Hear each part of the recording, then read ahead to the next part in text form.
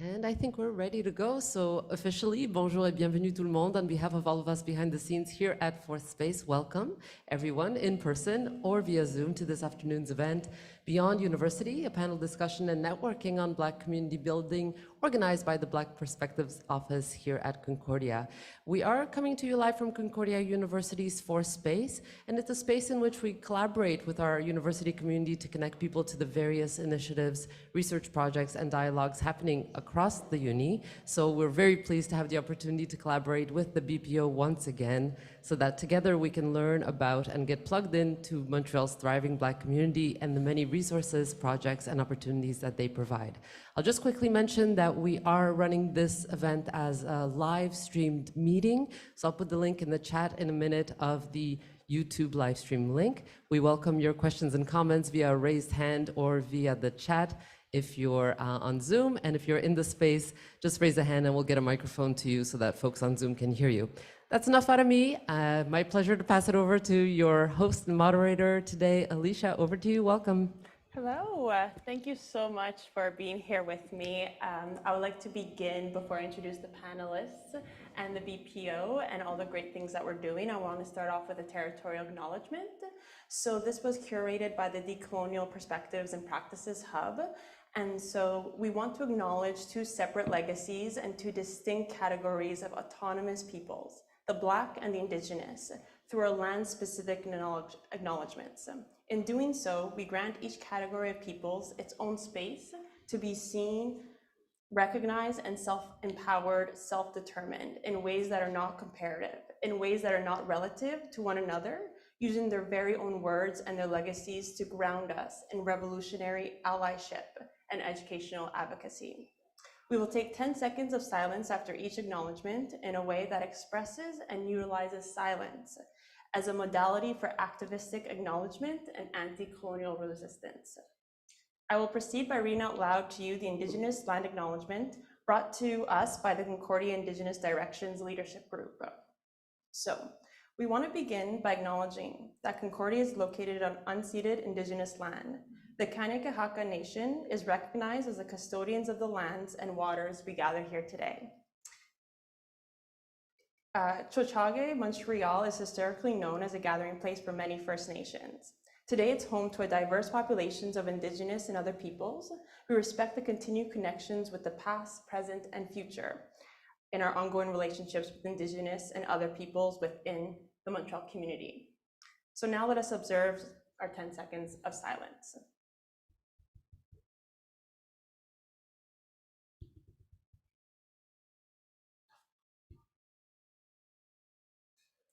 Thank you.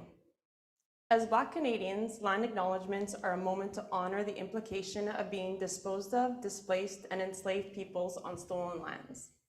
To acknowledge our solidarity with the Indigenous people of Canada as we frequent and benefit from their lands within our shared histories of genocide, dispossession, and ongoing systemic oppression by settler colonialism. Taken from Natasha Henry, president of the Ontario Black Association, and Chiamanke Mungo from the Canadian Race Relations Associations. As Black people in Canada, let us pay homage to the exported Africans, the Blacks, and the enslaved who risked their lives for us to be here together and live here without physical chains. So let us take 10 seconds of silence.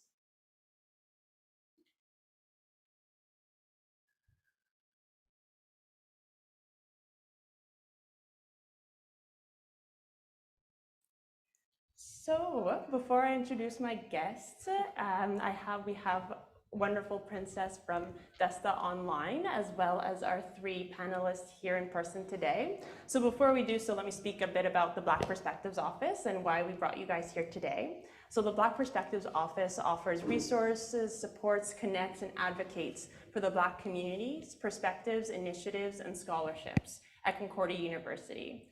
So in being the BPO, we really wanted to host a panel during student orientation that highlights all of the work that the Black community is doing in their organizations. So we really appreciate that you, Princess, that you're here to talk about all the great work that's going on. So I would prefer, actually, if you introduce yourselves. So why don't we go around first with Victoria? Hi. Why don't you introduce yourself and your organization? Yes.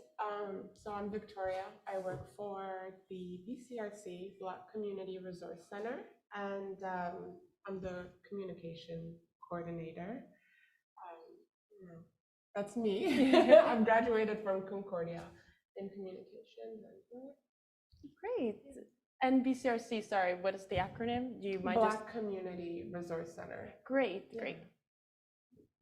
So I'm Bex Lefranc. I'm the school liaison at Black Theater Workshop, BTW. I'm probably going to say BTW for the rest of the panel because Black Theater Workshop's a bit of a long name. But yeah, I connect with schools, other education organizations to just spread awareness about our programs and get students involved.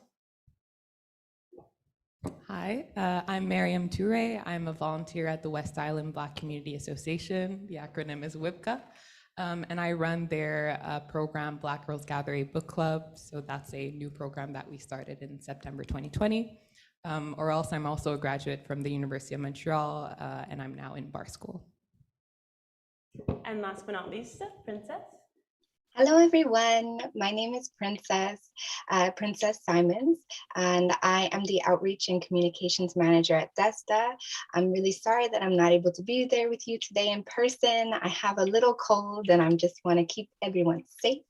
But I am really happy to join you from afar and look forward to sharing information with you. And what is DESTA? What's the acronym for DESTA? We were having a little bit of a discussion about that. It's actually like a really great discussion because DESTA, we have, it has two meanings. So one, DESTA means to bring joy or to inspire joy, spark joy, I believe. And then, so that was the original name. And then later, an acronym was given to it, which is to dare every soul to achieve. So Very nice. It works both ways. Great, thank you so much. Because yeah, there's sometimes we have so many different acronyms, things, especially in the community, that it's good to get a clear idea of what it actually means. So I guess we're going to begin with talking a bit about your guys' history, mission, and vision. And I wanted to start off with the oldest organization that we have in this room, which I believe is the Black Theater Workshop, celebrating its 50 years. So why don't you talk a bit about the history of the Black Theater Workshop and what's it all about? Sure. So Black Theater Workshop, BTW, we are a producing theater company, and we're Canada's oldest, longest running Black theater company, actually, which is a pretty, monumental title. So thank you for giving us our 50 years. Our 50th season, we're very happy that we got that done, got that produced. COVID was very difficult for all kind of community organizations, but especially the arts. It was completely shut down. So for the community to come together and make it happen nonetheless meant a whole lot. We really have our roots in community kind of organizations. We started in 1968 as the Trinidad and Tobago Drama Association. So it was people from Trinidad and Tobago, from the Caribbean, from the West Indies, coming together and seeing that in Montreal, there's not a lot of theater happening that wasn't white. And as we all know, like the African diaspora, the Black diaspora, we're storytellers. That's a big part of so much of our cultures. And so people came together and like, hey, we're just going to do our thing now. 1970, we produced our first show. It was produced under Black Workshop. Then in 1972, we incorporated as Black Theater Workshop, hence our 50 years in 2022. And we've produced over 100 productions since then, just kind of getting bigger and better, connecting with other Black people from not just Montreal or Quebec, but across Canada, working with artists like Donna Michelle St. Bernard, Walter Borden from Nova Scotia, Janet Sears. And, we're here making art, but also very much trying to bring the community together to the forefront and to show that Black stories are here. They're part of the fabric of this country. They always have been. And they're not just necessary, they're joyful. Yes, definitely. Wow, that's a great explanation of what BTW has been putting forward into the community and has been really supporting the community in that way. So I guess we'll go to BCRC, who's at 27 years. Oh no, sorry, WIPCA. Yeah. I apologize, WIPCA, who's at 40 years. Yes. So Yeah, as I said, I'm a volunteer at the West Island Black Community Association. We've been around since 1982, so really we've become a pillar in the community, and we're all about creating programs to cater to the needs to the community in general, so seniors, youth, families, but specifically the Black community. It started off initially, I think it was two mothers just in the community who were really looking to keep their children off the street. So they were looking to keep them busy, to have them focus on their education. So they just launched this organization, and over the years, a lot of people joined in. At the beginning, it was a lot of members of the Caribbean community in the West Island, but over the years, it's been a lot more from the African diaspora or from other countries. So we've really started to build a larger community. When it comes to the programs in general, we have a free tutoring program. We have a lot of activities for the seniors. So I think Senior Fit, tech classes for them to learn how to use phones, things like that. And one of the programs I run is Black Girls Gathering Book Club, which is a program we launched in 2020. And it's all about having our girls in the community reading books written by Black authors and just really pulling lessons from those books and talking about them and seeing how they relate to our own lives.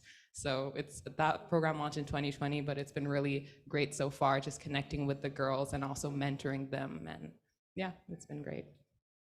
You were telling me a little bit about it before, and it's what an incredible initiative, especially because we don't get to do this in school, and so it's so important to be able to see yourself represented in the books that you read. And so it's, you know, the little girl in me who's a bookworm is so happy that you guys exist. And so yes, the BCRC. Yes. So Black Community Resource Center. They started in 1995. Their mission is really based in the English-speaking Black community. So we're really focused on providing education, so workshops if we need to build skills for our seniors, finding ways that we could keep them in a community and like talking to each other, especially during COVID. That was something we really worked hard on with intergenerational, so bringing the youth and the seniors together in the community. There's also a lot of research that we do on our end to kind of also strengthen the argument that the community does need certain types of assistance. So that's also, I think, a really important part of the organization, is that we back it up with information, and we work with government, other organizations. I know we've worked with the Black Theater Workshop, but really strengthening the skills, whether it be in art, academics, whatever field, giving people the opportunity to kind of strengthen their background. So that's really the BCRC for me. That's really impressive, especially when it comes to creating evidence-based research, especially geared towards like the Black Anglophone community. There's such a lack of data. We were also speaking about that as well. There's such a lack of data when it comes to research. So to know that you guys are working on that, it's so good. Princess and Desta. Hello. I feel so out of it being online, but I really love hearing. No, it's okay. It's okay. It's just me. But I really love hearing these stories straight from the source, and hearing about these other community organizations. So it's really beautiful for me as well to experience. But hello again. So DESTA has existed since 2006. It's gone through many evolutions since then. So I guess it's one of the youngest community organizations, but it is the original mandate of the organization was to sort of focus on the employability needs of the Black Anglophone community, the English-speaking community of Montreal. It was based in it still is based in Little Burgundy, but we do serve the greater community of Montreal now. So like I said, it's gone through many evolutions of sorts, and we've now grown, and as our capacity has grown and as our staff has grown, we've also grown to sort of offer more holistic services to the Black community of Montreal. And that is so extending beyond economic opportunity through employability, through education, and through entrepreneurship, to now serving services and advocacy through programs that are touching on the needs of reentry and food security. So we have 4 main pillars of DESTA. We have DESTA Work, which is our employability and entrepreneurship programs. We have DESTA Justice, which is our reentry programs that offer services and advocacy to individuals that are moving throughout the reintegration program, transitioning through the prisons. We also have DESTA Food, which is our community food program.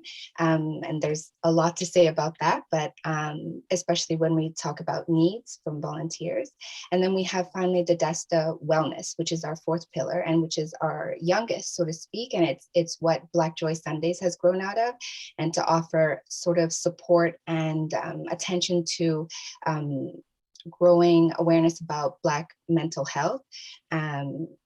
So that's really exciting. And there's a lot to say. Like many people always come to me and they're like, Desta does a lot. And I'm like, we do, but I'd love to talk about it. So yes, that's me. Yeah, you really, Desta does a lot. So you say you have 4 pillars. So how does the organization in itself function? Would you say, how many employees would you say, how does it work? It's a non-for-profit? Just to give us a little bit of background on like the day-to-day of also yourself. How does that work? What are you doing? Sorry, I should have started with that. DESTA is a nonprofit organization. So we are based in Little Burgundy. We're currently working hybrid. We were completely virtual throughout the pandemic, but we have 13 employees, I want to say, perhaps 14. We are growing as I speak. We, like I said, we serve virtually. So we offer services via, obviously the community food program is in person, and that operates out of Union United. We operate through a lot of partnerships with a lot of different organizations, too many to count right now, and I'm afraid to misname one, but all of our employees, we operate on sort of a hybrid basis. So day to day, like I, as an outreach and communications manager, like I go to a lot of events, so I do that in person now, but I also work online as well. Great. And how about WIPCA? Because I know that your model is different. You guys are volunteer based. And so as a volunteer, how does it function as a volunteer based organization? Yeah, exactly. So when I first started volunteering at WIPCA, I think it was in 2017, that's something that surprised me, that everyone who was there, and they had a lot of programs at the time, and they still do, were just all volunteers, so just people giving their time. And I think what's different, we do have a board, we do have a president, so there are people like in charge of different things, but people are given more autonomy when they take on projects. So when we came on with the Black Girls Gather idea, we really just pitched the idea to them, and they're like, we're here for it, we're here to support you, give you the resources, but like run with it, go for it. Because I don't think there's anyone you can necessarily just hand something to and say, okay, can you run this program? It's if you bring an idea forward, they really trust in you that you can run it forward and bring it to the table, but they're there to support you. So that's something I enjoyed with the book club. We were able to form our own team, our own committee, go out to the community, speak to people, see who would be interested in joining our team, and then just kind of build it from there. So see what our mission was, see how WIPCO could support us. And that's something I like, because as a volunteer, like everyone kind of understands that we have our own life with like work and school, but we're also giving time to the community. So I think everyone's aware of each other's schedules, and everyone's very helpful in that way to like support each other and make sure like we're listening and we're seeing like what's going on with everyone, so we can support them in the way they need. Wow, that sounds like great capacity building. And what is your day-to-day like as a coordinator? Would you like you say you go out and you meet people, like, so I'm wondering, what would you say a day in a life of a Black Girls Gather coordinator is like? So now it's like the down period, but the beginning of, because we're starting off our new year soon. So now it's really all about registration, putting up posters, being on social media, telling people like, oh, we have a registration going on. If you know anyone who's between 12 and 17 years old who'd like to join the club, reach out. It's a lot of sending emails to partnering organizations, to past members, parents, just reaching out and telling people in the community that we're here. During the school year, obviously, it's a lot more because we have 2 reading discussion meetings per month, so that we have to read the books and then prepare the discussion for the girls. And then we have 1 workshop at the end of the month. Sometimes it's a writing workshop, a poetry. When we did that was really cool. We went into the Nancy Falaise hair salon and the girls got their hair done naturally. So it's like little things like that it's really fun, but it takes a lot of preparation. So we delegate a lot to the members of our team. We have Vanessa, our treasurer, Fabiola, who's my colleague, co-coordinator. We have someone in charge of social media, website, outreach and PR and outreach and events coordinator. So we really make sure all the areas are covered, so it's not just falling onto one person. So I'm able to balance it well with school. That's so great, and get to do what you want to do instead of Exactly. having to do the post, social media. You Exactly. get to do Yeah. what you want to do. That's good. And how about you, Bexa, in terms of what's the organization? How does it function? You said incorporated, so clearly it's a business, or incorporated as what? It is incorporated as a nonprofit. Oh, nonprofit. My So apologies. we're a nonprofit theater company. So obviously we work a bit different from any of the organizations here. Our structure, the employee count fluctuates with whatever the needs of the organization are. This thing we always have is a board of directors or a executive board where they kind of help with a lot of the fundraising stuff, a lot of the upper level stuff in terms of like business and that kind of thing. Then below that, we have the artistic director who kind of drives the creative and artistic programming of the organization, and our managing director who manages the administrative side. So like the office, partnerships, contracts, employee relations, that kind of stuff. Right now, in terms of other employees, we have our artistic associate, Lydie Dubuisson, who helps support creative programming. We have our marketing coordinator who makes sure people see the shows that we do. Her name is Lauriane Jean-Baptiste. We have the co-coordinators of our artistic mentorship program, Mariah Inger and Barona Chisuelo. They're fantastic. They also work in the film, TV, theater industry independently, so they bring a lot of like connections and rich experience in that way. And then you have me, Bexa Fry, I'm the school liaison, and I work on our school tour, on other educational programming, and a little bit of outreach stuff as well. Great. And so what is your kind of day-to-day like as school liaison, would you say? Like, I guess doing things like this, and do you just go visit schools, and or how does that work after you've, reached out to them? Yeah, sure. So it's been a little bit different because I started this role during the pandemic. So it was already looking different then, and I am also in kind of the downtime period. But if I think about what a typical day would look like, I get on and I am checking my emails. It is always all about emails, seeing what kind of schools have reached out to book our school tour show that usually runs during Black History Month. So seeing if we have spots available for them, if they have questions about the show, meeting with the artistic director or the managing director to talk about what needs to be done in terms of program coordination, in terms of like organizing the actual physical tour, like where is the van coming from and going to, where are people staying. Then connecting with other organizations, seeing if there's some community organizations who want to see the show, some universities. Occasionally with the school tour, we actually have a week where it's open to the community. So seeing people buying tickets for that and stuff like that. Supporting other creative programming, it's a nonprofit, you're kind of jumping in where you're needed. Everyone's laughing because we all know. And doing events like this, and a decent amount of writing, actually. I'm very thankful to the BCRC because we prepare a study guide for our shows as well, so that teachers can, it's not just a show for people to watch, it's for people to learn, not just about the Black experience, but also about all the history and the kind of sociology that goes into building that show. So we've used a lot of your research in terms of like providing teachers with the base to talk about the show and the Black experience in a meaningful way. That's, actually respective of the experiences we actually live.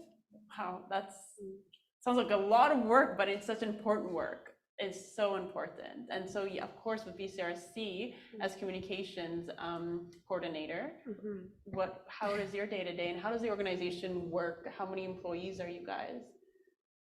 Number of employee, I don't want to like throw a number out there because I don't know exactly, but it actually sounds the structure a little bit like the Black Theater Workshop. So you have your board of director, you have your president, and then you have your managing director, who's managing director is essentially who's kind of okaying the projects that are being presented as well, and who's guiding the whole organization. I would say Rayanne Francis does a lot of work, but we'll also have, like I mentioned, the researcher who's going to go to more like government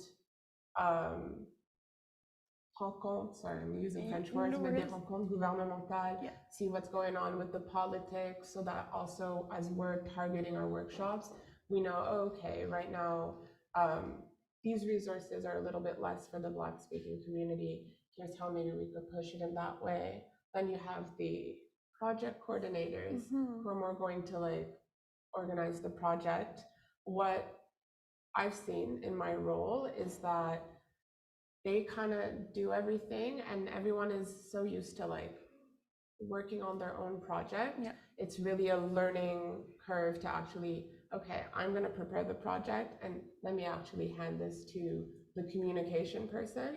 I feel sometimes we're building projects and we're not delegating. So I find that's something that we're really learning to do now. We're like building a new communication plan, building new strategies so it could be more effective.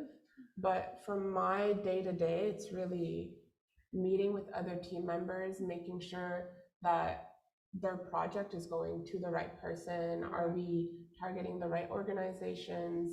Is the poster effective? Is the messaging effective? Is the mission going to work? Is there a need here? So that would be around what I do, and Wow, that's very interesting. And you just graduated from Concordia. Do you feel that they prepared you for this role? Yeah, I mean, also I volunteer. This is how I started. Okay. So we wrote a book, which is the historical account of the English-speaking Black community of Montreal.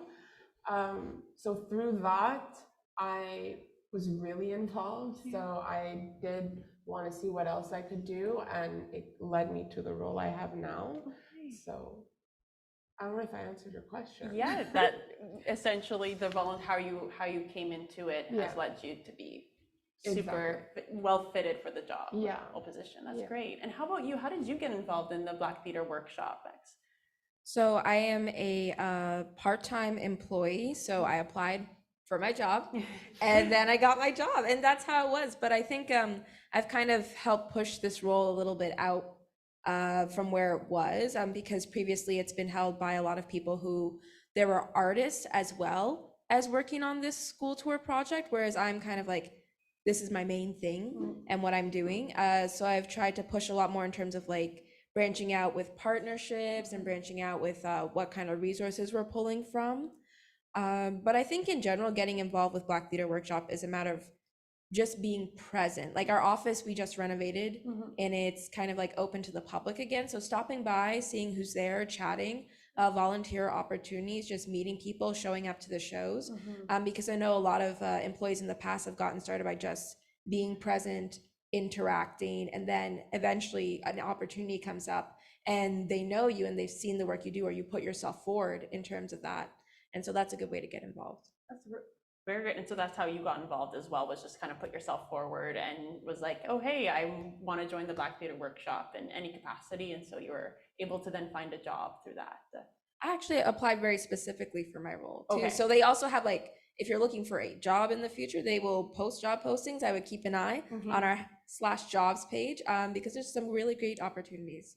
Great. And yourself as well, you kind of just, you said you just kind of walked with us, said, hey, we have a project, we want to do this. How did you get comfortable enough? Were you volunteering before then and were able to then propose this project, or? Yeah, exactly. So it was really just a matter of showing up, I guess, like you said. So I remember I was in CJEP in 2017, And we have this really long break during winter, and I didn't know what to do with it. So I looked up like if there were any like volunteering opportunities or nonprofit organization in my neighborhood, and I found WIPCA, which I had never heard of before. And then I just showed up at one of their Saturday morning tutorial program days, and they just welcomed me so well. And like I'm from Senegal in Guinea, and most of my family, like my grandmothers, are back there. So just to come into the space where everyone was so welcoming and supporting you and pushing you and really giving you such great advice, it felt like I'd found a second family. So I just quickly got involved. I kept coming every Saturday. A year later, I was at their annual general meeting, and they were nominating people to the board, and then I got nominated. So I just kept just showing up and being there and showing that I cared about the organization, and they showed that same care towards me. So then when we got the idea for Black Girls Gather, it was really easy to like think of WIPCA and think who can support me, and they were always there. So at a board meeting, I pitched the idea to them with the support of my colleague Fabiola, and they absolutely loved it, and we really just went from there. Wow, so you were a board member of WIPCA before you even started the book club. Wow. So we all clearly have boards of directors, it seems like. I'm wondering, what is that, if you guys don't mind, because some people are not from the nonprofit world, and especially students who want to get into the nonprofit world, what does it mean, board of directors, and how do you work? I'm not sure, maybe Princess, you might know a bit more about how board of directors, anyone? I do, but I just quickly wanted to jump on to the last question. Yes. About how to get involved, like getting involved with nonprofit organizations, period. Like how I just wanted to jump on what Bex was describing about being a part of a community and what oh my goodness, I just forgot your name. Is it Miriam? Yes, Miriam. I'm so sorry, Miriam. And I know I just saw you this past weekend. I'm so sorry. But what Miriam was saying about finding community and how I can't see the audience right now, but I'm imagining that the audience is full of beautiful Black faces who are seeking community as well. You'd be right. I'm sure it is. And both in person and online. And for me, I'm not from Canada, I'm from Bermuda. So when I came to Canada, I was also seeking that I was seeking community, and what I always did was I would look to nonprofit organizations in the area in order to find community, in order to find home, to find that welcome that Miriam was speaking of, and I showed up at BTW. Was volunteering, and that's how I worked at BTW before I worked at Desta. And I did the same thing. Like it's just that showing up, just showing that you wish to be a part of something, showing that you want to help, because working in the nonprofit space, we all need help. That's what it's going to say. We're going to say again and again and again, we all need help. We're all looking for support. We're all looking for someone to share our skills and knowledge with. And we just need people to come knocking at the door and express a willingness to be a part of it and to be a part of that journey with us. So I just wanted to just quickly jump on that, because that's how I feel, in part, that's how we all are started or found our way connected to these nonprofit organizations, is because we were seeking for better representation, we were seeking community, and we were seeking support. So, and also receiving the trust of your community to also lead these projects and create the change. You're really empowered in these environments. And again, just seeing faces that you're comfortable with, and it kind of neutralizes the plane a little bit, where you're able to actually step a bit more into yourself. Yeah. And do what you got to do. Could you talk a bit more about when was an empowering moment, an empowering scenario for you when volunteering at first with the BCRC? The book project was really interesting because we got to participate in many different ways, and now it's evolving into an animation. But within the book project, we got to do other, I don't want to say activities, that's not the word, but other projects with the publisher. So then I got to publish a song, then it allowed me to perform the song, and that performance led me to like a whole separate venue of like art that I never was confident to do until they were like, you could do this. And I was like, yes, I can. Yes. And I did it. So, and I'm here now, I'm talking in schools, and I'm doing everything I want, all because someone also trusted me to do the work that I wanted to do and the impact I wanted to make. Wow. Yeah. That's so great to hear how nonprofit organizations can provide a space for us to just be and to be well and to actually be working on the things that we want to be working on, especially as students coming into the space. Sometimes we are always like obligated to do what the teachers say, obligated to do what the curriculum says, and so being able to actually get to do what you want to do and take charge of that, that's just what a great space. It seems like we definitely need the both at times. Yeah, so how about you guys? Do you have any stories where you felt empowered thanks to the organizations that you were volunteering / working at? Yeah, I mean, I did a lot of student theater, in student theater with people who are enrolled in like drama theater programs. So that kind of environment was like, these people are doing this to build their resume for their career. So they're taking it very seriously. And unfortunately, out of that seriousness comes a desire to reflect a very traditional form of theater, which is very white. It's very white and very particular kind of whiteness as well. So during like my years doing that, trying to have repeated conversations about you need to have diversity and all sorts of diversity, but especially like having people of color, specifically Black people, especially it was in Toronto, and Toronto, there's Black people everywhere in Toronto. There's no excuse not to have theater be diverse. And these conversations were always so exhausting to me, especially because it would be like just me doing this work and speaking to a room full of people who don't necessarily want to care about it. They kind of just want to like get their like little stage credit and go. But then coming to Black Theater Workshop and coming into a space where, of course, Black writers, Black directors, Black producers, designers, all that was already so wonderful. But then having the attitude of the company being not just we're doing Black art because we're Black, but because this is important for the community, because we deserve to assert our space here. We deserve to assert our right to be here. And we're taking that right and we're running with it. So it's that kind of like very forward, forceful energy, but in a team. So it wasn't so exhausting anymore. Like it's a lot of work. It's still a lot of work, but you are buoyed by kind of everyone else's attitudes and emotions, and you're not doing this alone, and you're not doing it just for you, even though I was never doing it just for me, doing it for everyone, but having everyone like kind of hold your hand and do it together. That's been a very empowering experience. That's so great to hear. That's really, really great to hear. Sorry, I'm muted. That's great to hear.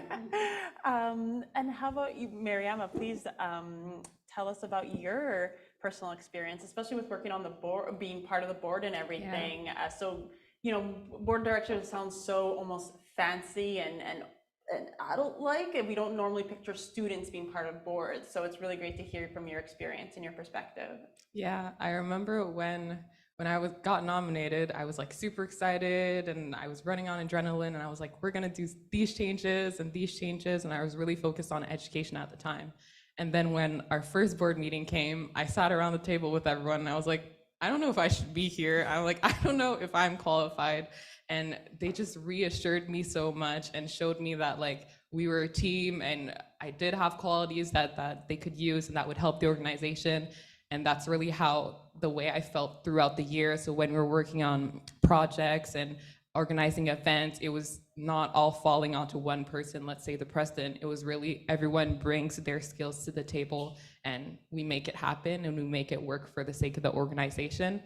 And that team feeling, that family feeling, it carried through with Black Girls Gather. The way our team came about, I feel like was just the most organic thing. I really think it was fate, because it was all just people in my life, people I'd volunteered with, people I was like best friends with since childhood, who we reached out to, and I wasn't sure if they would say yes to embark on the project with us, but they said yes, and they were just perfect in their role. And when we launched the first year, the feedback we got from the community, and especially from our book club members, was just amazing, really knowing that it's something that they needed and it was filling a void in their life, and that they felt like they could have conversations with us and talk about things that had happened to them with us in a safe space. Honestly, I don't think there's a better feeling than like getting that feedback from people. And the best moments for me, the most empowering, were like in our book club meetings when we start a topic and you just have all the girls raise their hands, and they're literally the most bright people I know, 14-year-olds in like high school, but they've already gone through so much, and that's sad to say. They've gone through so much in classrooms, in discussions with their colleagues, but they have so much to give to the community. They have such heart, and you see it in the discussion, you see it in the way they speak, and that's what really just keeps us going. Even though it's a difficult program to run and there's a lot to organize, it's really all about the girls for us. Yeah, sounds so reciprocal, and that sounds beautiful when it's reciprocal like that, that you guys both are getting exactly what you need in that space. Well, why don't we move on to talk a bit about past initiatives, like memorable past initiative that you yourself maybe were either organizing or yourself attended from your organization. I'm not sure who wants to, go first, who sparks your passion to talk about it, because I know I've been to at least one of BCRC's Project Woke you guys did. I was part of that. I did go see a Black Theater workshop. I forget the name of it, but it was about a mixed race woman. And that was 2 years ago, right before the pandemic. And it was so incredible to be part of and witness that. And coming as a mixed race person, it was so empowering and wonderful to see myself on screen and reflect in my experiences. So I was just like, wow, like it's incredible, like what you guys are doing. And so, as well as the book club, unfortunately, I'm not 17. I could not join the book club, but if I could, I would have. So yeah, just please tell me a bit more about like your past initiatives and what's memorable. I'm not sure, Princess, you would like to go?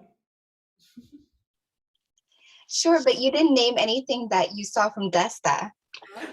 Oh my goodness. I am so sorry. I went to your barbecue as well as the community conversation, but that's the thing. Does the community conversations count as Desta, or is it just?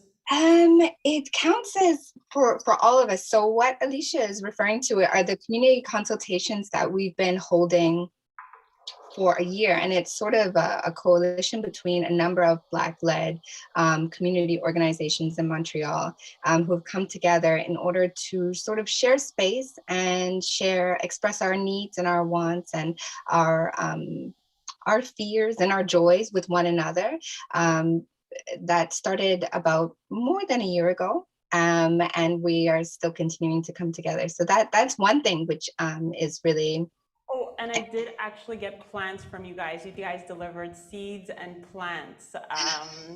I think that was in August, or no, in April, I believe, or May. Oh, something Yes. happening with the cat. Oh, it's good. It's just on our end. Sorry, go right ahead. So that is a part of our food security program. I think you're referring to our garden share. So that is a part of our community food program, and it is really exciting. It happens annually, and people can sign up and participate in that program. Also, part of that is our weekly food delivery program, and we also have a meal kit program as well. But what I wanted to talk about, though, you mentioned that we had a barbecue on the weekend. So that was in partnership with Black Mental Health Connections Montreal, who I wish that they were here in order to share what they do. But I invite anyone who's listening or either in person or online to go and check them out, because they do really wonderful work in Montreal in terms of connecting services and programs to Black individuals in Montreal. Mental health services. But what I wanted to mention as well was we just on Monday, so it just passed, was the Black in Film event. I don't know if anyone here had an opportunity to go to that, but that was another partnership that we had with the Center for Emerging. I've forgotten what it stands for. Like I said, acronyms. It's terrible, but it's an organization based in Toronto, and we are launching our Introduction to Production program in mid-September, September 19th, I believe. And so that's one of our many programs that falls under our education opportunities branch of Desta Work. And so it's really exciting because we're able to offer these kinds of workshops and services like that. But Black in Film was a networking event that we put on Monday, and it was really exciting, full of people, about almost 100 people who were really interested in breaking into and learning about the TV and film industry. I know that Bex attended, so it was really fun. That's great. And so that's part of your employability pillar that we're Yes. in production. That's Yes. so great. And how about you said you went, so how about you next to talk about your how was that experience as well? Well, first of all, I'll just say that was a wonderful experience. I know I talked about it earlier, but walking into a creative space, and the creative space is full of Black people being creatively Black, it's like, it's wonderful. I felt energized for the rest of the week. That's why I'm still peppy on like a Friday. Yeah. Normally I'm like, I'm ready to sleep, but no, it was so nice. So a wonderful event. I believe the play you were talking about earlier was Simone Half and Half. Yes. Yes. So yes. like I said before, Black Theater Workshop, a lot of the people who work there, either full-time or part-time, still work in the arts. So our last school liaison actually is the person who wrote that show, Christine Rodriguez. No way. Yeah, so she's gone on to do some amazing stuff. She's a playwright, but she also has like some short films as well, like Fuego. But no, the kind of experience you talked about, seeing yourself reflected on stage, that story came from Christine's personal experience. And there's something that's so important about not just seeing yourself reflected in a way where someone wrote that for like the purposes of diversity, but there's someone like you behind the screen or behind the stage that shares that experience. And that kind of connection kind of only really comes when you have the actual diversity happening, especially in the production side. So that's one thing obviously we do with plays. We have tons of plays. But one thing we're especially proud of is that this summer we had our artistic mentorship program, is a 7-month long training program for emerging Black artists. And so what we had this summer was our industry showcase. It's the final event where all the actors, the directors, stage managers, playwright, everyone who was in the program comes together and puts on this show so they can showcase their skills to people in the industries, to people in theater, in film, TV, so they get cast, so they get booked.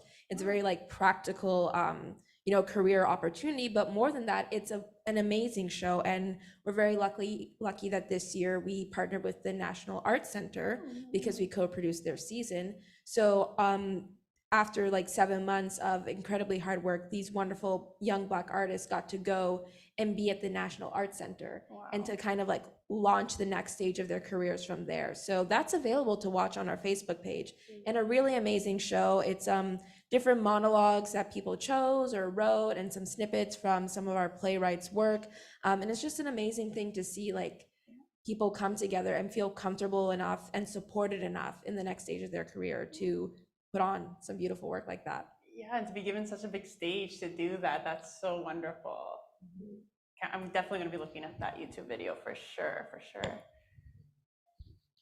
On the career part, even with the book project again, and the research that they do at the BCRC, what I felt was that to actually lead research, you could just add more context that someone who's not part of the Black community, they couldn't understand unless they're part of the community. They understand the nuances of certain things.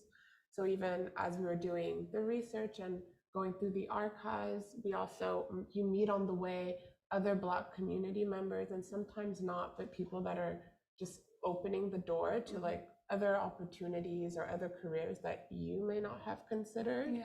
So I found that even for our project, you're seeing the animation project, which is the book project's part 2, essentially creating the animated version of the book. Could you tell us a bit more about the book? And I'm like everywhere. Please tell, yeah. Okay, so the book, historical account of the English-speaking Black community. If I'm not mistaken, it starts in early 1900s up until 2020. And essentially it just kind of follows the journey that the English-speaking Black community went through, Prohibition, the organizations that flourished from just Black people being here in Montreal. And it was really nice seeing the history and how much we've actually done. Even Concordia, we participated with Dr. Nalini Mohabir, who's a professor here as well. We got to participate in her book launch for the fire. I don't want to butcher the name, but I believe it's the fire that time, which is about the fire that happened in the H building. So just kind of also seeing all the work we've done and being able to retell the story ourselves. Yeah. I think that's also really empowering because we take control of our narrative rather than actually having it told to us, which I felt was a big thing for me. Which is so important, is Yeah. keeping control of our narrative and making sure our stories are told the right way and the proper Exactly. way. And so you said it's a book that the first part, it's a book? Yeah, it's a And- book. It's going to be published in March 2023 with Linda Lath Publishing. Oh, wow. Yeah. And who has been working behind the scenes on getting this book together? Yes, Ayana Manuma. She's an angel, this woman. She and Sarah DeMello, Ayana really did a good job at contacting other professors, archivists, getting us workshops to really strengthen our toolkit as writers, as researchers. Also working on the animated version right now, so it is in the process. So I don't know if I should add more, if you have more questions, if I went around. Do you guys have more questions? Because I kind of... I don't. Title of the book. Yes, Yeah. where they stood. I'm like, I'm not good at giving all the information. No. Where They Stood is the name of the book. Yeah. And could you talk a bit about the, because you've mentioned how you guys do a lot of intergenerational work and how it's super important to the BCRC, and I find it's important to the Black community itself, like intergenerational conversations, work, and everything. It's so essential. So is that book also take into consideration intergenerational? I mean, it did inherently because we got to speak to community members that did participate in the early stages of the organization. But for the intergenerational program at the BCRC, which Charisse takes care of it, it's separate. But I know we have volunteers from Dawson, possibly Vanya as well at some point, that come in and that do interact with the senior, help, whether it be a picnic. We have Conversation Tuesdays and Fun Night Fridays where the seniors get on Zoom, sometimes in person, create events where like we can interact with each other. Yeah, it's really, and I think elders are something that's so important in our community. I held one of the workshops one time and it was really actually nice to hear a different perspective than I find when you're younger. Like you're always hearing one type of narrative on the world. It's nice to see like, oh, this is what older people think about this, and actually I think the same way. This is more nuanced because there's so much life that was lived. Yeah, a lot of experience that Yeah, comes with what they're exactly. saying. It's like, okay, maybe you are right. Maybe I should start listening. Exactly. Very cool, very cool. And how about yourself in terms of the programs, the running of the book club? Because I know you guys are going into your second year, so it's only third year. So 2 years back, you guys done a lot. I know a lot of workshops, a lot of different things. Please talk about that. Yeah. I think my favorite thing so far has been really collaborating with other organizations and with authors to run our workshops. So I remember one of our first workshop was a creative writing workshop with Michelle Short. She's an author of a book named Mirror, which she wrote about her daughter and about seeing yourself as beautiful as a Black girl. And just having her come in, it was via Zoom, unfortunately, because of COVID, but just having her come in and speak to the girls, they just really felt inspired. And obviously they're in the book club, they love reading. A lot of them also love writing and want to be authors. So you could see them just writing down the notes and asking follow-up questions and really taking all the advice she had to give. And it's nice to see also the effect these workshops have on them, because later on, maybe a few months after, we're in a meeting and we always ask the girls how their week's going, what's been going on in their lives. And sometimes they share a poem they wrote for school or an essay, and I don't even think I could write that anymore. I used to love writing, but I don't do it as often anymore. And I'm like just so impressed by what they do. We have a book club member, she's not at Dawson, but she used to go to Villa Maria. And at the end of the first year of the book club, she started a BIPOC section at her school library. So specifically just for people of color that are authors. And like, that's something she came up with on her own. We have another book club member, she's starting a little knitting business, I think, at school. She donated the proceeds to the book club. So it's all things you see. We try our best to like make workshops that are useful to them and that will help them, or at least help them engage with the Black experience and Black culture, but to then see them take those skills into the real world and do what they're passionate about, that's my favorite thing. And then like collaborating with like, let's say Black Theater Workshop. I remember when we first, Fabiola, my colleague, is like obsessed with Black theater. So she really wanted to collaborate with you guys. And when we reached out, they're like, you can come to our show for free. And we have other organizations like Montreal Steppers. They'll do a workshop for us at a like really low cost. So everyone's really out there to help us. And we've just felt so much love from the community. And during our first year, especially, we got nominated for a Yalad's Nasti Award for like Initiative of the Year. And that was like a milestone for us because it was our first year. I think we were in a category with the person who had organized the protest for George Floyd. We're also up against Rito Joseph, who does the Black historical tours in Montreal. So to be alongside other community organizers who are just doing amazing work, that just keeps us going and keeps us wanting to do great work. So it's really just collaborating with everyone and then seeing the effect on the girls and then seeing them go out into the world and do amazing things. That's great. That's wonderful. Can you tell us a bit more about what's going to be happening upcoming? Because you said you guys are just starting your registration. Exactly. So what could they expect if they sign up, or are you looking for people to help with workshops? So what's happening with that? Definitely. So this year, we're really just looking to amplify on the collaborations we've done in the past. We are switching our timing. We used to be from September to June. Now we're doing January to June, just because fall is a bit busier than usual this year. But one big thing we're doing is collaborating with publishing houses. So Penguin Random House, based in Toronto, and Simon and Chester, they've been big helps in the past for sending us books and just seeing which authors we can collaborate with. And this year, especially for Black History Month, we have a big thing planned with Penguin Random House, but I won't share too much about that. Or else when it comes to books, if you know any Black Canadian authors, Francophone, that would be amazing, because we're always just trying to make sure that the book club members get to see a variety of books. So it's easy to go to African American authors because they're just out there putting out amazing stuff, but we do want to support Canadian Francophone authors. So that would be great.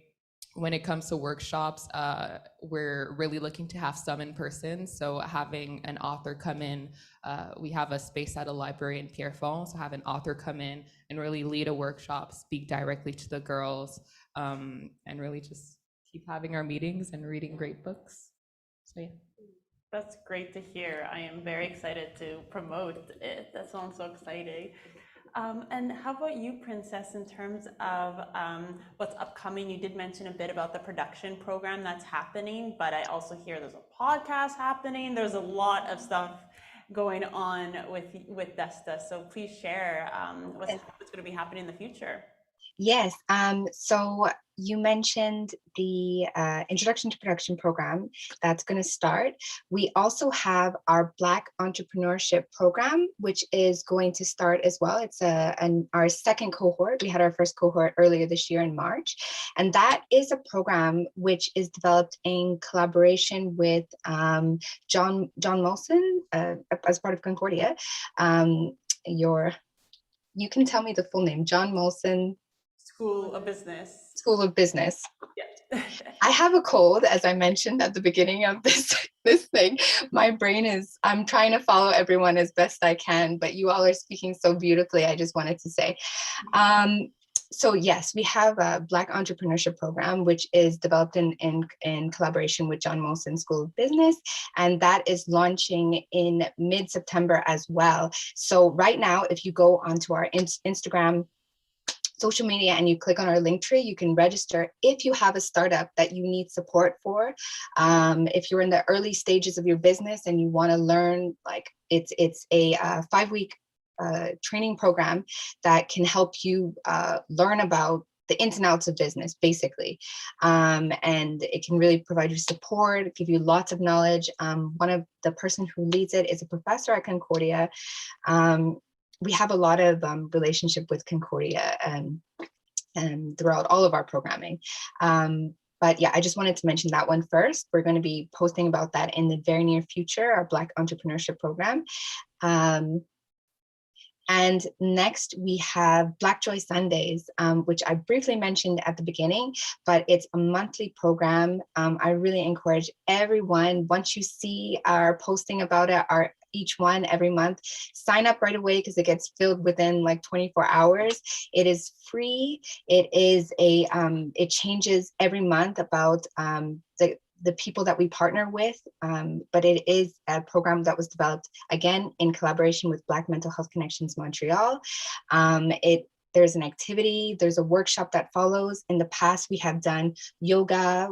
This just past weekend, we did right at Concordia, at the greenhouse at Concordia, we did Plants and Nurturing Your Growth, which was really beautiful experience done with hydroflora. You can look at our social media again to find out more. In the past, we've also collaborated with Hike Montreal, all Black-owned organizations, and the discussions are just really beautiful and really just digging deep and discussing different aspects of our mental health, what makes us feel safe, what makes us feel well, what are our boundaries. It's just really wonderful discussions that come out of that. So I encourage everyone to sign up when you see the post, because it fills up quickly. In addition, we also have, like I said, our food security program. So we are constantly looking for volunteers for that. I don't know if we reached that portion yet where we're saying what our needs are, but we are always looking for support in terms of volunteers for our community food program. You can sign up by our website. You can also look online on our Instagram. There's the sign-up sheet there as well as we're starting the new school year, we're also looking for tutors for our education program as well. So I'd love to discuss this more with anyone who's interested, but we're always looking for volunteers for those two specific things. Great, and that's year-round you're looking for Yes. people. Great. Yes. Okay, good to know. Well, you did mention a bit about well, I'm not sure if anyone has anything else to say about, remembered about their upcoming projects or initiatives, because I know there's a lot happening in each organization. So before we move on, I'm not sure if any of you guys wanted to add something. I did actually mention, made me think, volunteer. We have a Can We Talk, which is a research project where we're looking for people who are looking to be researchers. So I believe there's a volunteer and there's also a workshop around that. Just to go look on their website. We're soon going to be announcing and dropping the promo for that, but I felt it was important to researchers around the Black community, if you're interested. Definitely. So we're talking, I guess now we're going to be talking more about like how can students get plugged in? How can we get involved within your organization? So you guys, I know Princess mentioned just checking on the website, Linktree on Instagram.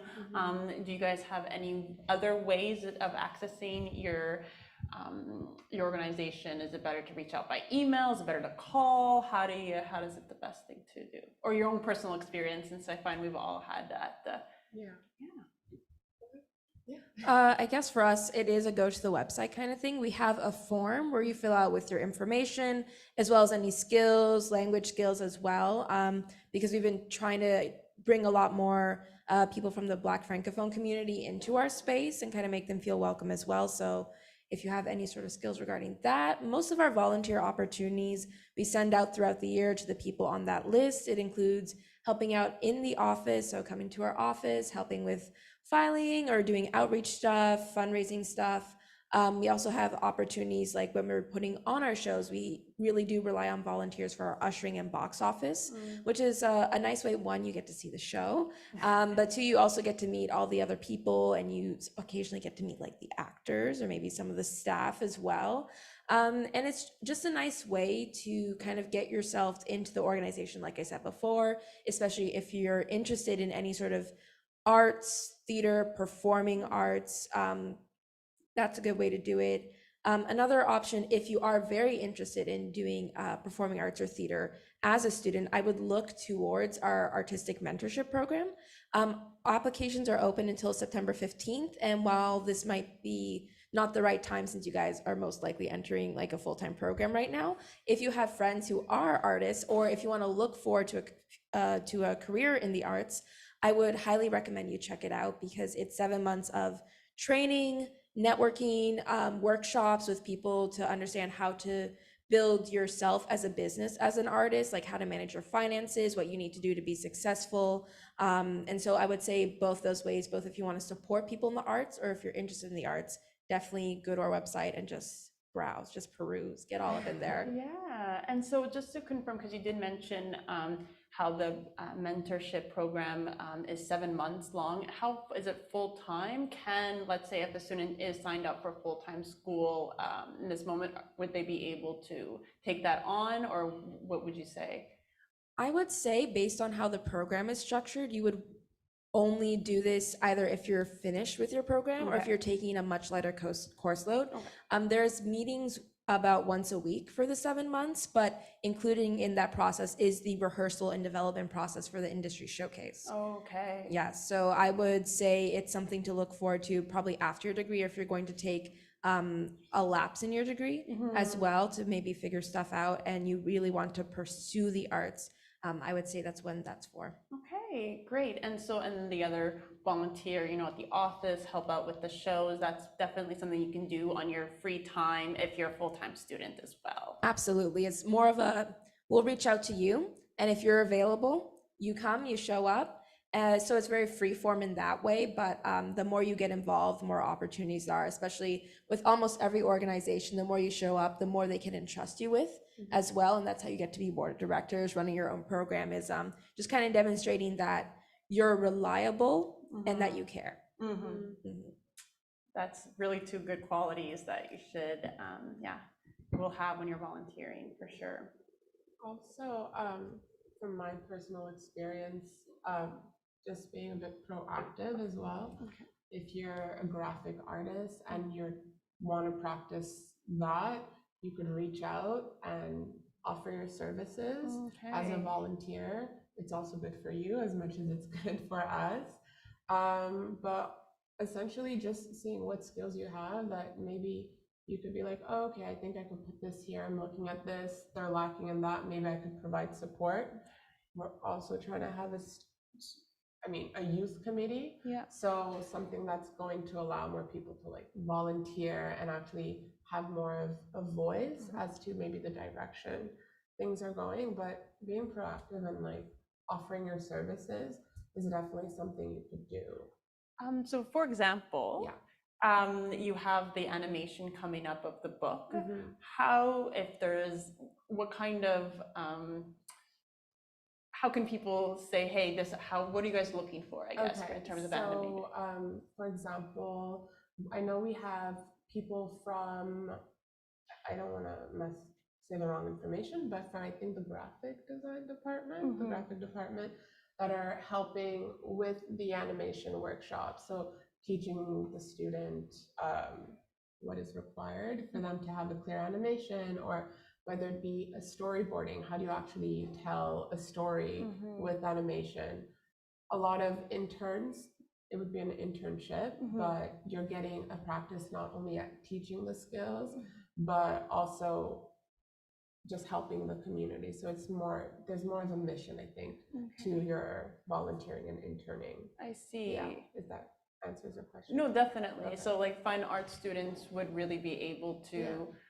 kind of say, hey, I have this skill in terms, how can I help in terms of the animation? Exactly. Even if it's animation, even if it's like, oh, like I'd like to conduct a small art class, and okay, let's see how we can pull our resources and create a workshop around your art class. Maybe there's a mission behind why you want to teach art, why the Black community, and so on and so forth. Okay. Yeah.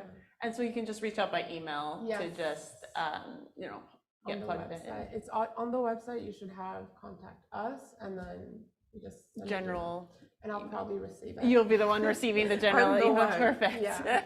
Great. It's good to know. Sometimes the face behind the inbox helps to be able to be like, okay, it's not just like a nameless, faceless machine that you're sending your email to. Yeah. Great. And so how about yourself? Yeah, so for us, there's really different ways to support, but the one we're really looking for right now is if you're willing to volunteer. So we are starting a new year, and we have some positions that opened up on our coordinating team.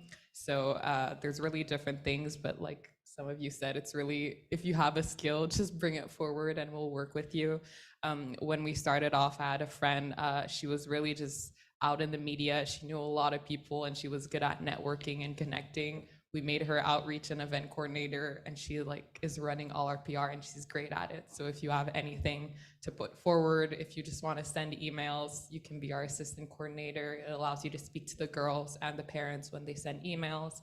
And I think it's nice, like, yes, you're volunteering, you're giving time, you're working, but it's also like we form our little community. Like I found my best friends through the book club. So I think it's like, I don't know what my life would be without it, honestly. And you get to be in the meetings with the girls, you get to read amazing books. It's a free program. So it's just a fun experience. It is work, but it's a fun experience. Or else just being there and supporting. So if you can share a poster, share our stuff on social media. If you know anyone who would be interested in joining the book club, reach out to them, let them know we're here for them. And then just in general, when it comes to WIPCA, coming to the events, we have barbecues, we have like masquerade balls, we have a bunch of like fun activities. So sometimes it's just showing up, meeting new people, and it doesn't cost you anything, it doesn't change anything, it's just you get to be part of a community.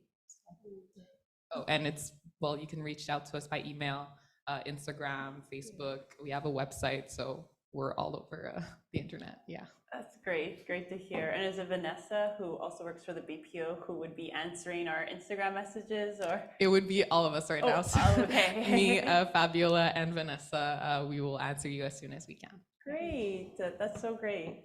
And so in terms of the, you know, students plugging in, I'm not sure if you guys have yourselves experienced any barriers within your own organizations for students to be able to, you know, find that space to be able to grow. And I'm wondering, yeah, if you guys have any ideas as to what kind of support would the students get when they arrive at your organization, your non-for-profit? Because I hear clearly community, you'll receive that.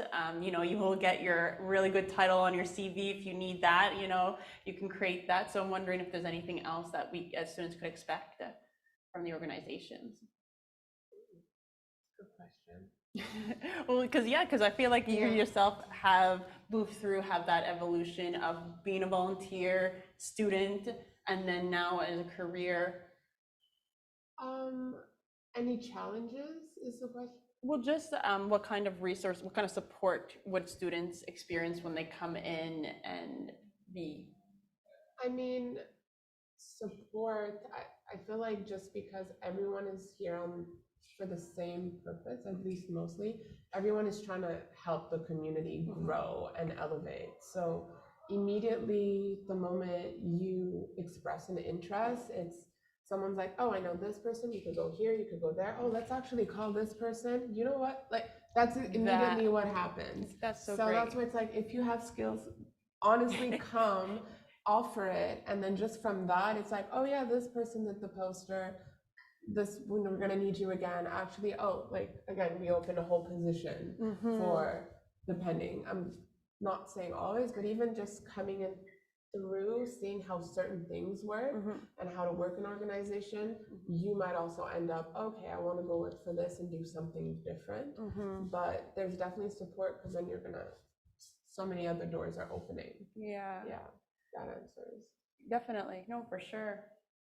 Do you have anything? I don't mind jumping in. So for us, for the book club at least, when we started off, we really wanted to keep it youth-led, just because the idea down the line is to be able to pass it on to past book club members and so on and so on. And then in like, let's say 10 years, have a network around the world of like past Black Girls Gather members. That's the dream. But so having done that, we did realize that like we were all in the same position, so all in school, working part-time, and then also doing the book club.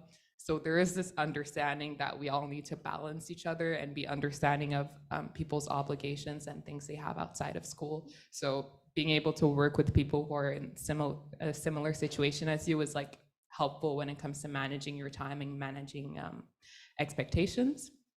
And then when it comes to the support that we offer in general, or that the opportunities you get out of volunteering, there's so many, like you said, there's so many doors that are going to open, not even just in the community, but outside of that community. When I think of like job opportunities for myself, there's a lot of qualities that I developed through the book club, like let's say leadership or innovation or things like that, creativity, that when I transposed them into the legal field, they were very appreciated and very like seen by people. I think of my colleague Vanessa. I remember she texted us one day and someone reached out to her on LinkedIn with a job in human resources because they knew her through the book club. And you collaborate with so many people in so many different fields, and you work well, and they remember you, that when an opportunity comes in a completely different field, they'll look at you to help them.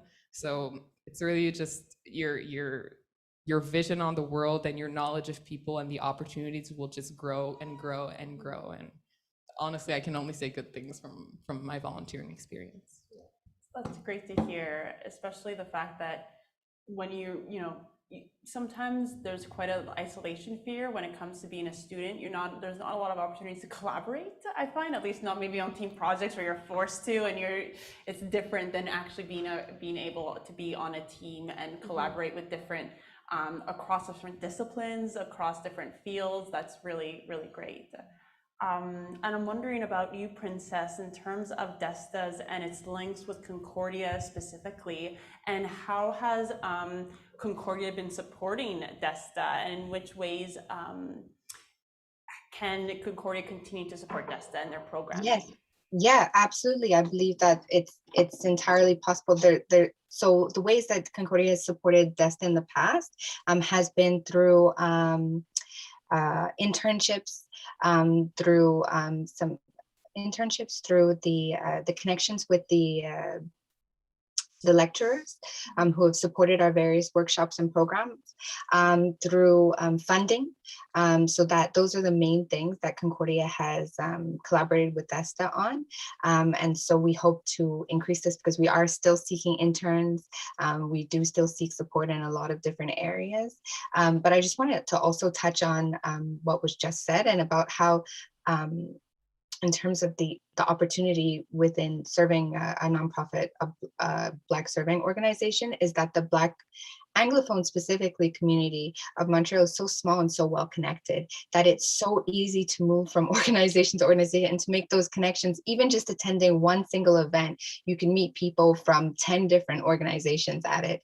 You can, the networking is so accessible, that I feel that anyone who's interested in collaborating or connecting or meeting people, all they need to do is just reach out to attend one event, or to just show up. So I just think that, I just wanted to put that in there.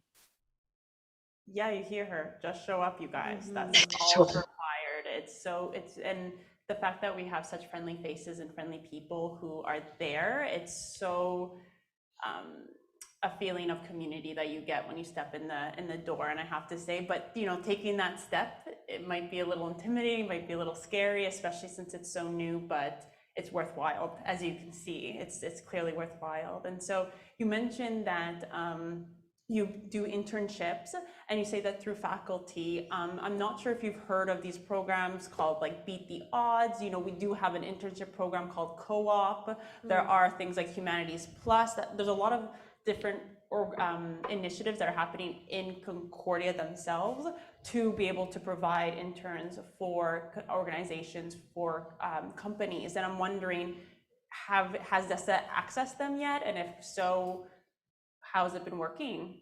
Yes, so we do have connections. It's not through me personally, it's through our programs directors who's in direct communication with those individuals, those organizations that you just mentioned. So we are in a communication, and I know that we are working on a steady pipeline, or maintaining that pipeline between our organization specifically and Concordia, because there is a great need. I haven't like as of yet, because I'm not the direct connection, so I don't know if there were any issues or challenges, or there were any barriers in that relationship, but I know that it is ongoing.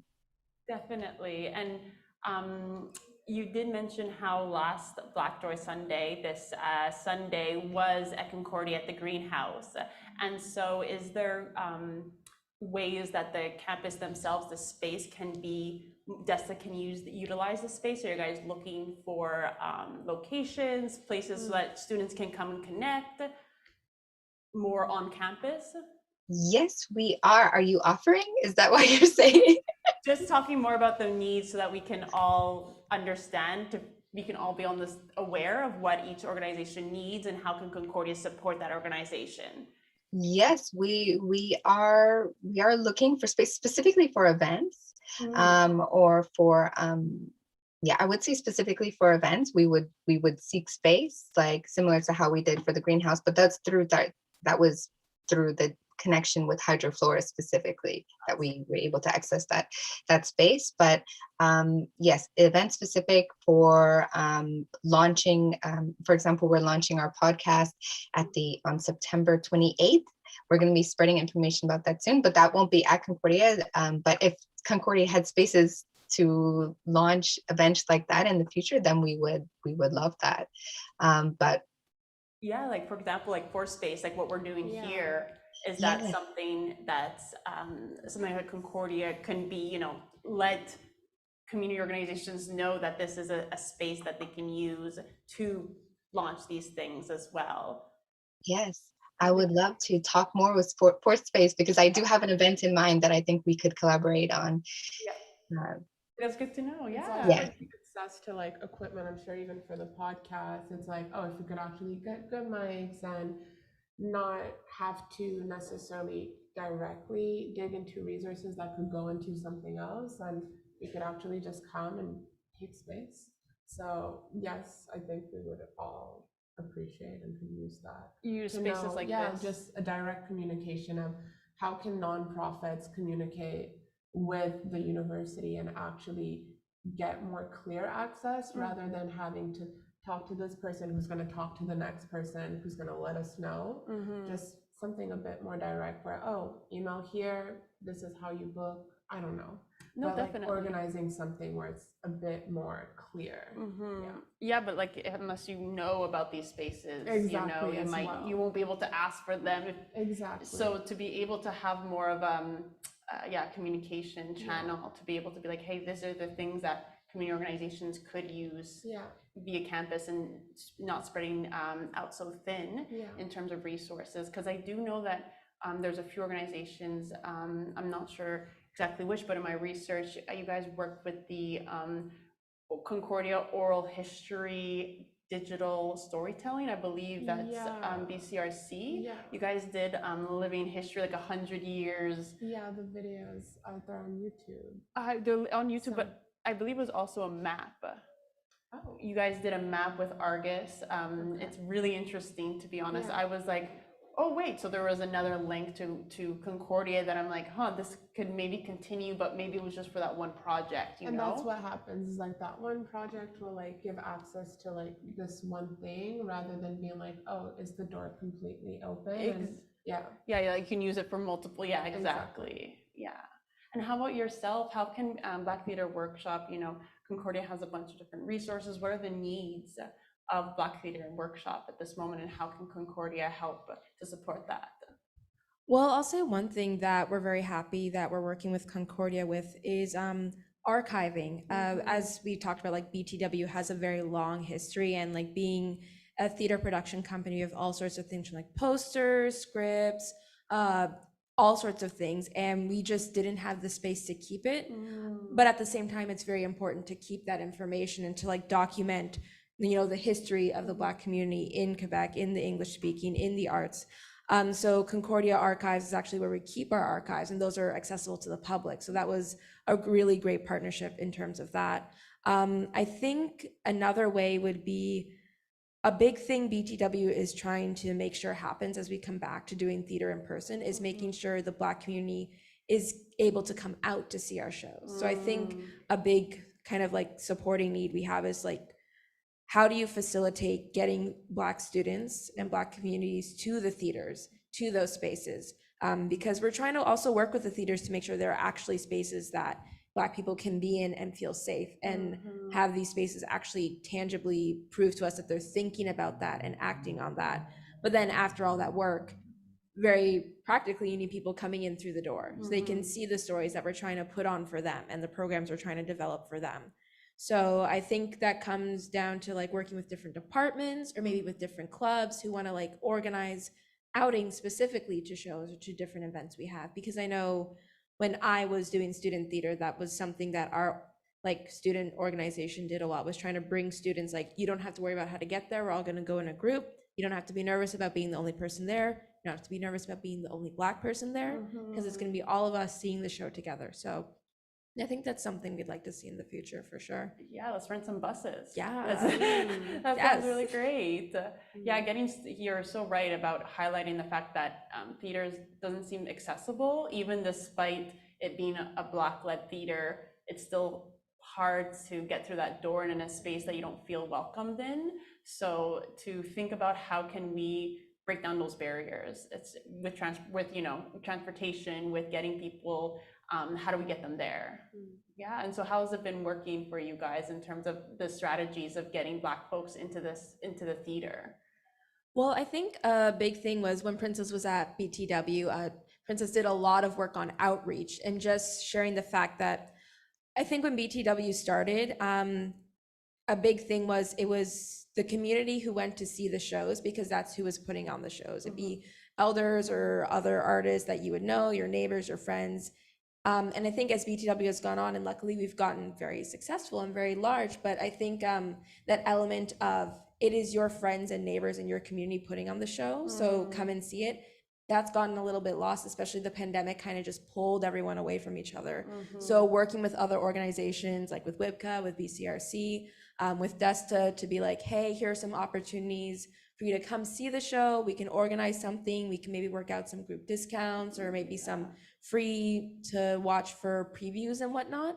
I think that's a big thing that's been helping kind of reconnect with the community. Definitely, that makes so much sense. So much sense.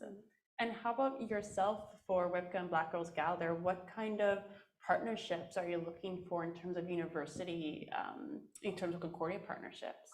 I think similar to what you said, it's really having access to the students. So being able to like speak to them directly and talk to them about the programs we have, because we have some great programs, but sometimes it's just, if no one's really there to benefit from them, then what's the use? So like sometimes, I don't know if you guys have a day where like organizations come in and hold kiosks to speak to the students.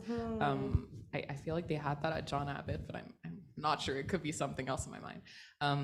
But yeah, so just being able to speak to them, or if we send an email to someone, they could share with the rest of the students, or just if we share with BPO, they could share with the rest of the Black students that they know. So being able to target the specific group we're reaching and speak to them directly rather than just reach a broad audience and we don't know if it's going to reach them or not.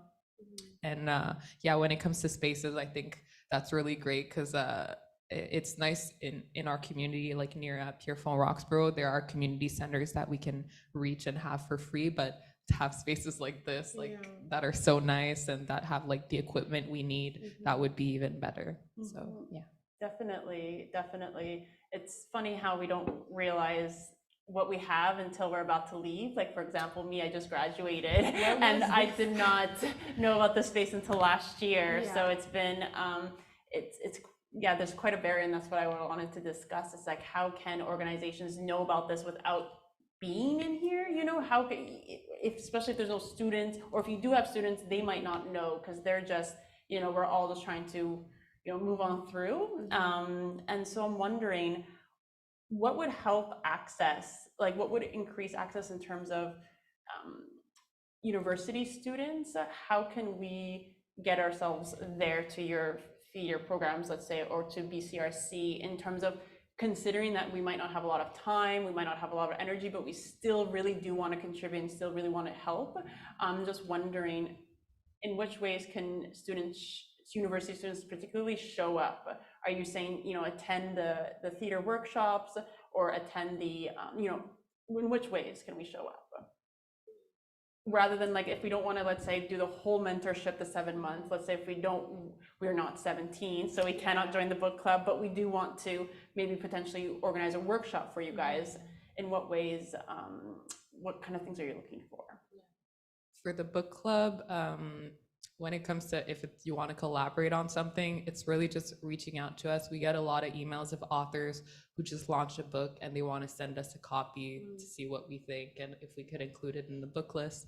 So those are always great. Or if you have a project or an idea, I know, like, starting off, we wanted to do so many things, have a podcast, do like Black Girls Gather after dark for like adults, but it's just, we're not, there's not enough of us to run these programs or like side programs.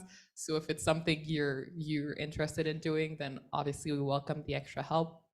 Or else, if you're just interested in the cause and the mission, we have a lot of stuff on our social media. We collaborate with authors to do Instagram lives and Q&A, so you can support it that way.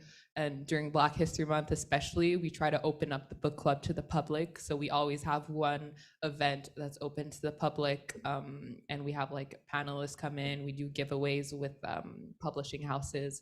So just supporting it that way and just talking about it. I have a friend from CJEB, she just always sends me a message when she sees a post about the book club, and she's like, oh, I'm so happy for you and congratulations, and just really supporting it and pushing me forward. And I remember we had at the WIPCA 40th celebration, her mom was there, and I don't know her mom at all, and she just came up to me and she's like, oh, my daughter spoke to me about your program and I just wanted to come out and support. And it's those things that are like random things like that, but it's like, it shows the support and it shows the love that really keeps me going. So yeah. So yeah, I'm wondering in which ways universities can engage with local organizations other than just showing up, because, you know, universities can't really show up unless the dean of students or something like that happens. Yeah, Thank you. Sorry about that. Yeah, so you were saying. I like, for myself, when I did the book, I went as an intern. So I took, I forget the course code, but essentially I said, okay, I'm gonna turn this internship, which it was an unpaid internship, but let me like take advantage of it and let me get credits for it as well.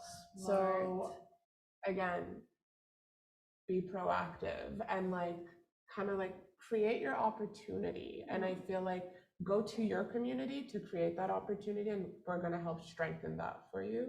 So I don't know if it works for co-op. I'm not sure how that works. Yeah. But also saying, okay, I'd like to work with this organization. Maybe I'm going to tailor myself something that I'd like to create with them and make it my class for this next semester and like have that be my project. Yeah. Encouraging the counselors of different departments, maybe actually pushing depending on the student, obviously, but being like, oh, you know what, maybe you'd be interested in going to this nonprofit.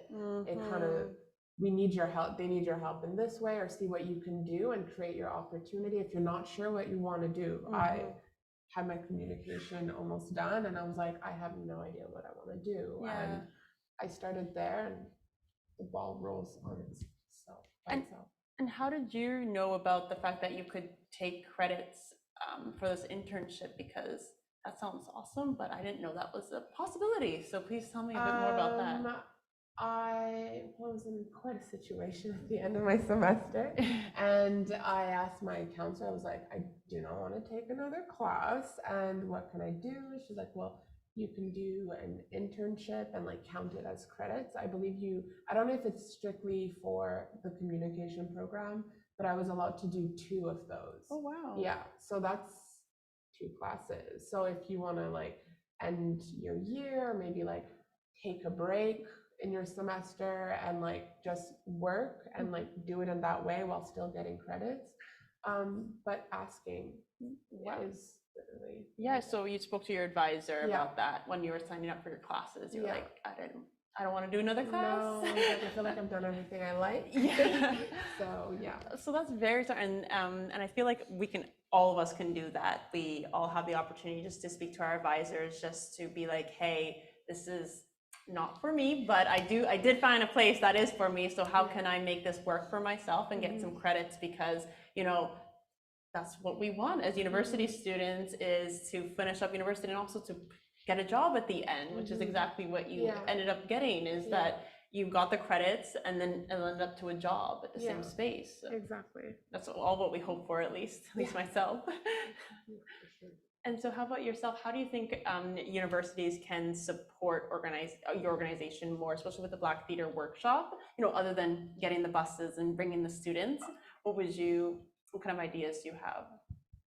I think a big thing would be these various programs that Concordia has. I wasn't aware of them, and I don't know if most organizations are aware of them.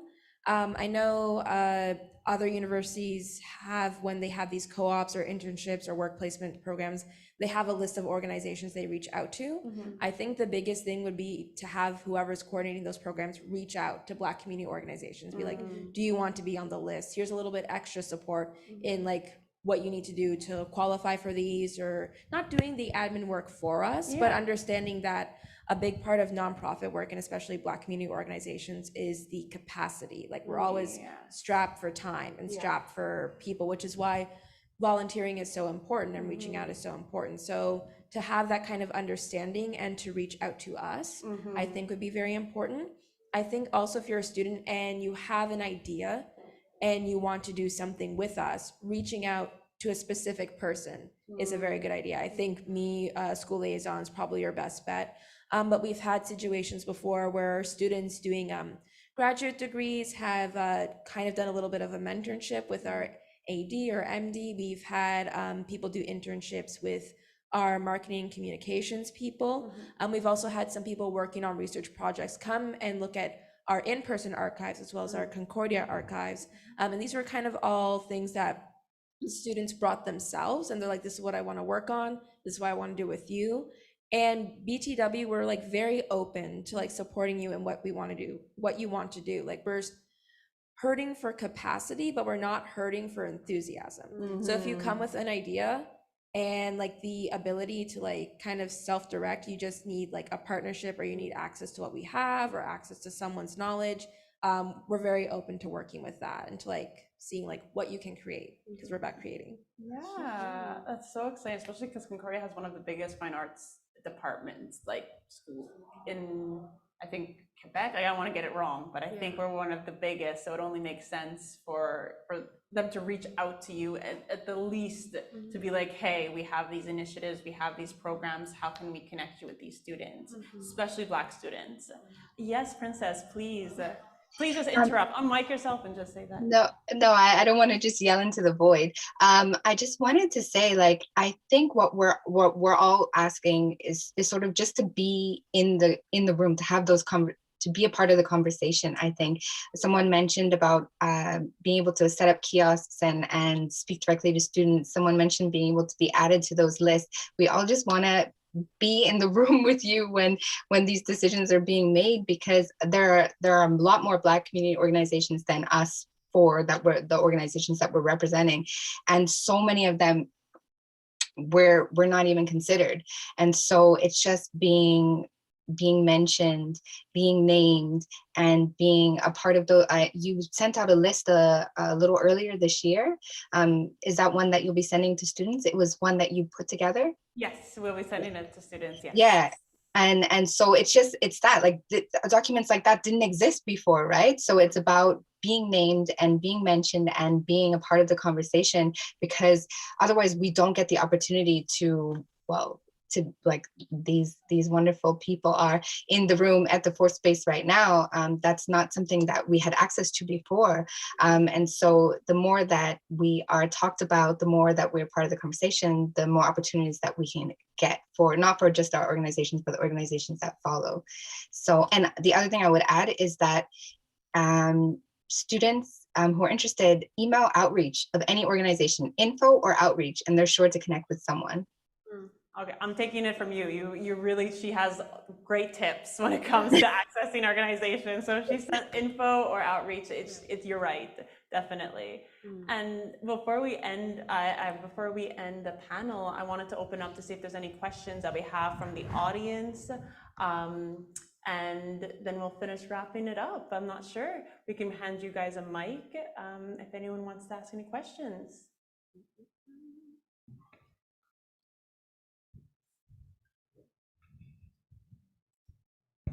Hi.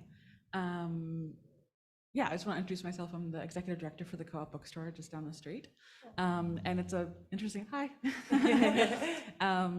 I was at the Black Joy on Sunday. It was wonderful. I encourage everyone to go.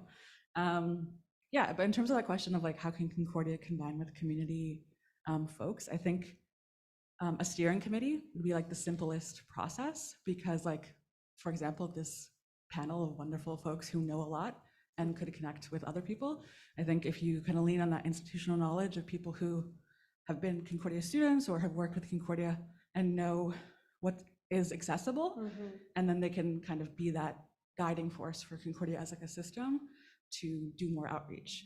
But I also think like being more proactive in the community at large, like I have a lot of thoughts about education, so we will get to that. But I think being proactive about alternative knowledge creation, especially in the Black community, with so much of it being kind of passed down through lineage or through community or whatever, just not a conventional space. I think maybe creating more spaces where that possibility exists. And so students who are doing like amazing work, who like create their own internships or do that kind of crazy outreach that they have to do on their own, then can like continue that knowledge on to younger students or etc. You know? So I think for it to be a house of development and ingenuity, but also to share that with other universities or other school groups or whatever. That would be a suggestion on my end. Oh, if you have any more, please. Like this is exactly what we're here for. Thank you.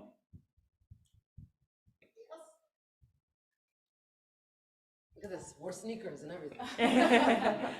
Yeah, I think this is a cool opportunity because all y'all are students or were students or recently students. And so I think this is not by happen chance. This is what our community organizations in the Montreal look like, very much so made up of students, like you said, volunteers, but also part-time workers like yourself. So I wanted to talk a little bit more about how you guys talked about, like I heard like you met your best friends there, there's amazing like community orgs, but specifically how Black community orgs supplement your education like when you're in university. So that was it for me, because the university experience can be very isolating for Black students in particular. So I was a Concordia grad myself, I went to McGill also for my master's, and I found that like I was like in and out, you know, there's different people have different types of experiences as students, some that are like at CSU and doing the whole thing, but there's others like myself that's like, this isn't nourishing me, right? And then you go into these other places where you find nourishment. So I wanted to hear you guys' experience a little bit more about how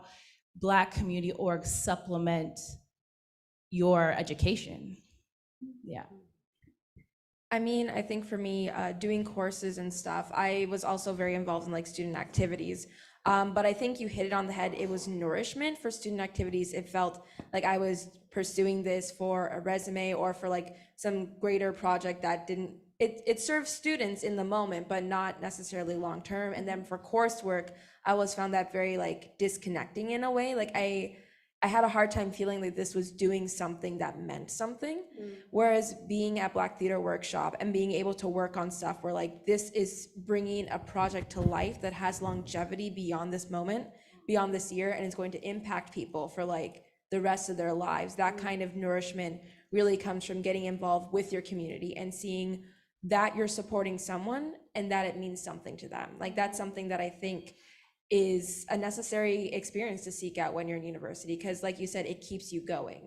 And it helps you look forward to the future and helps you understand that there is a future after university. It's actually very rich and very beautiful and very diverse, and you're gonna be happy.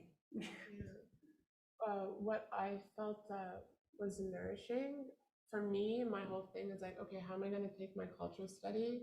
And I have this really big need to like change the world and like create the world I want to see. And I definitely was, just with my education, I felt really depressed because I'm like, okay, I have all of this information and I don't know how to like mobilize it.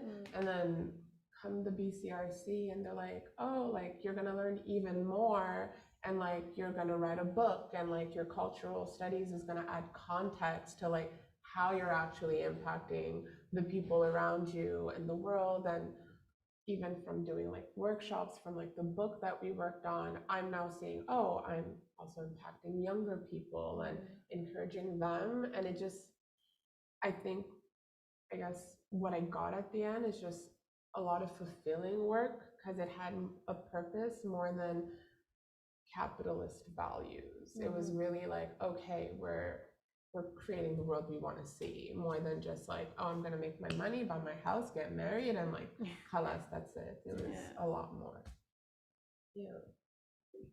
I'd have to agree with both of you, both about creating change on the long term, but also just getting those practical je sais pas comment dire en anglais, capacité ou compétences, Capacity, skills, competence, yeah, skills that you would need like in the real world or even on the job market. Because I know like when it comes to law school, a lot of what we learn in class is actually like completely different than working in a law firm. So when they look at your CV, they look for experiences like volunteering, like working, where you're with clients, you're with people, you're developing programs, you're communicating with people from different organizations, because it shows your people skills, it shows your organization skills, it shows your leadership and creativity. And those are things they actually need, rather than someone who's just in a book all day. And I think it's widen your horizons as well. You get to meet so many different people with so many different backgrounds, and it gets you out of the box, and it gets you to do things that you've never done before, sitting on panels, reading like 8 books in a very short amount of time, and just talking to young people and understanding them and being compassionate and just being aware of so many things. Like I know when it comes to our reading discussion meetings, we try to be really aware that we're speaking to young people. So we try to be mindful of the words we use, the language. We try to make sure we encourage them. We tell them they're beautiful. We notice when they change their hairstyle and we compliment them. So it's just being aware of the audience you're speaking to. That's something I wouldn't have learned in a classroom, but I get to do that through the book club. So little things like that. And last but not least, I would love to hear your thoughts, Princess, about that. Sorry, could you add? No worries. We're just discussing a student experience at school can be quite isolating. Tiana's question was about how has working in community helped you, helped your education, supplemented your education, essentially. Yeah. Well, I've been out of school for a little while, but Coming back though, aren't you? yeah, well, I'm starting a grad program now. So yes, I'm going back. But school it's an isolating experience. And I found that through volunteering, I was able to have my feet on the ground and find the pulse of the community that I wanted to connect with. I was able to find the family members that I was missing as in I'm a student abroad, I was able to find the care and the compassion that I was lacking. And through that, I was able to grow most important muscle, which was empathy. And that is what we need. It's what sustains us as human beings. And because we are social beings, it's so important that we build that social community outside of a school atmosphere, which is it's such a unique experience to be a student. And you think that like school is your whole world. And so it's so important to connect with community, because you rebuild all of these skills that are important for like life skills outside of school. And I just keep going back to empathy, because you detach from that when you're in school, because you're so self-centered in the most positive way, but because you need that in order to keep going. But to step outside of that self-centeredness and connect with people in that human system is so important, because that's what life is, beyond studies. And that's what I found was the most important to me. And it's also about networking, like Miriam mentioned before, about how her friend was able to get a job and connects to another job. But outside of that, the social emotional aspect is more important than the career aspect. But Well said. Well said. That's for sure. Thank you so much for the discussion, the conversations, what you brought to the table. I'm so ecstatic to see, the faces behind the organizations, and it's so great to know that you guys are the ones working behind the scenes on it. And so I just wanted to say thank you so much, Princess. Thank you so much for being here. And yes, we'll be closing it off with just saying a big thank you and so much gratitude. So much gratitude. Thank you. And if people can come, and of course, there's a networking aspect to this, so you guys can please stick around, and people can come speak to you about your projects, what you're working on, and how they can get plugged in. Thank you. Thank you. Round of applause. Thank you. Awesome. All right, so folks on Zoom, thanks so much for joining us. We'll be closing up the Zoom now and ending the live stream. I'm just reminding you that the live stream does exist on YouTube if you wanted to revisit this conversation or share some of the exchange that happened today with your kind of friends, community members, colleagues, etc. Those of you who made it into the space, thanks so much for being here. Please hang out and have a chat and enjoy yourselves. And I'll just mention, thank you for mentioning Fourth Space in your exchange. It is in fact a space of connection for those of us who are community members belonging to the Concordia community, and how we connect and engage with our communities external to the university. So please do get in touch with us, and it would be a pleasure for us to chat with you and see how we can collaborate. All right, that's enough out of me. Bye everybody, have a great weekend. Thanks for being here. Cheers.